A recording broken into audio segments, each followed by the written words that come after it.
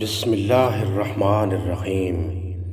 معزز ناظرین کرام، آپ دیکھ رہے ہیں چینل سفر آخرت۔ ناظرین کرام، جن اور شیاطین اس انسانی بستی میں ایک ایسی مخلوق ہے جو ہمارے ساتھ رہتی اور بستی ہے۔ زندگی کے ہر موڑ پر ان سے ہمارا واسطہ پڑا ہوا ہے اور ہم سے اتنے قریب ہیں کہ ہماری رگوں میں دوڑنے والے خون کے ساتھ وہ بھی ہمارے اندر آباد ہیں۔ ہمارے نفس پر سوار، دماغوں اور خیالات میں رچے بسے، کھانوں میں شریک، معاملات میں داخل، بچوں میں حائل، کہیں رہنما کی شکل میں، کہیں دشمنوں کی فوج میں، غرض اس انسانی بستی میں جہاں جہاں انسان آباد ہیں وہاں وہاں یہ بھی ساتھ ہیں۔ مسجد سے میخانے تک اور بازار سے تخت حکومت تک ہر جگہ انسان کے ساتھ ساتھ ہیں۔ اس کے باوجود یہ ہماری نظروں سے غائب ہیں۔ ہم انہیں ان کی اپنی حقیقی شکل صورت میں دیکھ نہیں پاتے، لیکن یہ شکلیں بدل کر ہمارے ساتھ رہتے ہیں۔ کبھی یہ سانپ بن کر ریگتے ہیں، کبھی کتے بن کر بھونکتے ہیں، کبھی گدھے بن کر انسانی بستیوں میں رہتے ہیں، کبھی یہ خضر کی صورت میں جستجو پر سائی پہن کر رہنما کی شکل میں آتے ہیں، کبھی انتہائی خونخوار ظالم اور بے رحم قاتل کی شکل میں آتے ہیں۔ ویسے ان میں مومن اور کافر بھی، کتنے ان میں تہجد گزار، عالم با عمل اور پابند شریعت بھی ہوتے ہیں، اور بہت ایسے بھی ہیں جو بلا وجہ مسافر کو تنگ کرتے ہیں، عورتوں کو چھیڑتے اور میاں بیوی کے درمیان پھوٹ ڈالتے ہیں۔ انسان اور شیطان کی دشمنی ابتداء دنیا سے ہے۔ اس نے پہلے سے حضرت آدم علیہ السلام کو اپنا شکار بنایا، ان کو جنت سے نکلوایا۔ اس وقت سے آج تک وہ انسانوں کے خلاف برسر پیکار ہے، لیکن اللہ نے اپنے مخلص اور محسن بندے کو ہمیشہ شیطان کی شر سے بچایا اور اپنے صالح بندے کو یقین دلایا کہ شیطان انتہائی مکار ہونے کے ساتھ ساتھ انتہائی بزدل بھی ہے۔ اس کی تمام چالیں انتہائی کمزور ہیں۔ اس کا ہاتھ اللہ کے صالح اور پرہیزگار بندوں تک کبھی نہیں پہنچ سکتا۔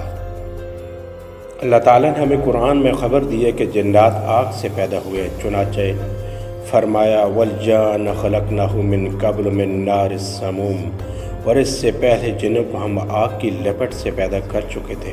اور سورہ رحمان میں اللہ نے فرمایا وَخَلَقْنَا الْجَانَّ مِن مَارِجٍ مِن نَارٍ، اور جن کو آگ کی لپٹ سے پیدا کیا۔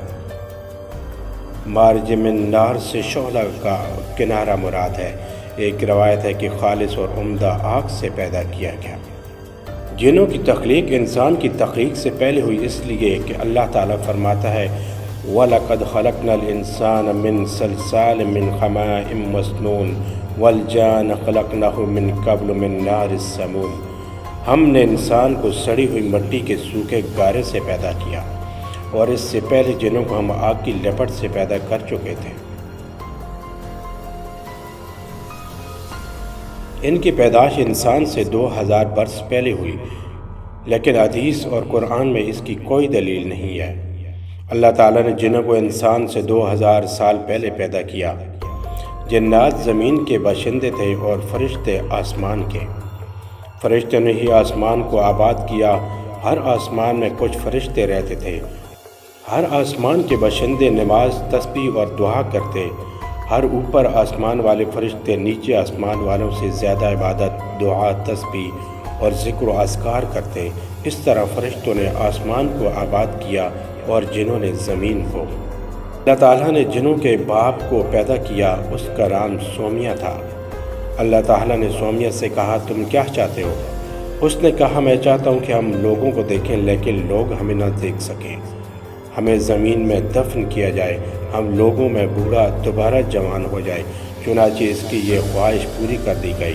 اب وہ لوگوں کو دیکھتے ہیں لیکن لوگ انہیں نہیں دیکھ سکتے۔ جب وہ مرتے ہیں تو زمین میں مدفون ہو جاتے ہیں۔ ان میں کوئی بوڑھا اس وقت تک نہیں مرتا جب تک دوبارہ جوان نہ ہو جائے، یعنی بالکل بچہ کی طرح۔ پھر اللہ نے آدم کو پیدا کیا اور اس سے کہا تم کیا چاہتے ہو؟ آدم علیہ السلام نے کہا کہ جنت، تو اللہ نے اس کو جنت دے دی۔ اللہ تعالیٰ نے جنوں کو پیدا کر کے ان کو زمین کو آباد کرنے کا حکم دیا، چنانچہ وہ اللہ تعالیٰ کی عبادت کرنے لگے۔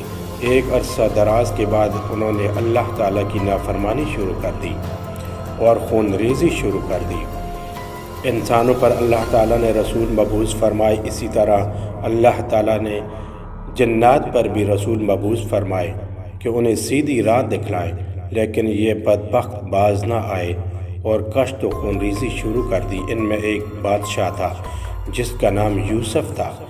ان بدبختوں نے ان کو قتل کر دیا، چنانچہ اللہ نے آسمان دنیا سے فرشتوں کی ایک فوج بھیجی۔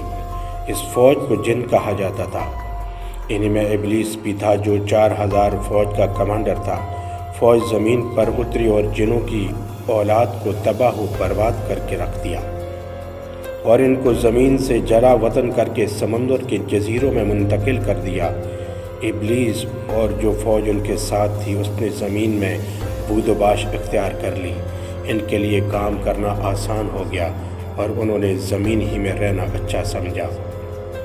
ابلیس اور اس کی فوج آدم کی پیدائش سے پہلے 40 برس تک زمین میں قیام پذیر رہی۔ جو جن لوگوں کے ساتھ رہتا ہے اسے عامر کہتے ہیں، اس کی جمع عمار ہے۔ جو جن بچوں کو پریشان کرتے ہیں اسے ارواح کہتے ہیں۔ سب سے زیادہ خبیث اور پریشان کرنے والے جن کو شیطان کہتے ہیں۔ جس جن کی شرارت حد سے زیادہ بڑھ جائے اور اس کی گرفت مضبوط تر ہو جائے تو اسے عفریت کہتے ہیں۔ اس سلسلے میں نبی کریم صلی اللہ علیہ وآلہ وسلم نے فرمایا کہ جنوں کی 3 قسمیں ہیں۔ ایک قسم وہ ہے جو ہوا میں اڑتی ہے، ایک وہ ہے جو سانپ اور کتوں کی شکل میں ہوتی ہے، وہ ہے جو سفر اور قیام کرتی ہے یعنی بھوت وغیرہ۔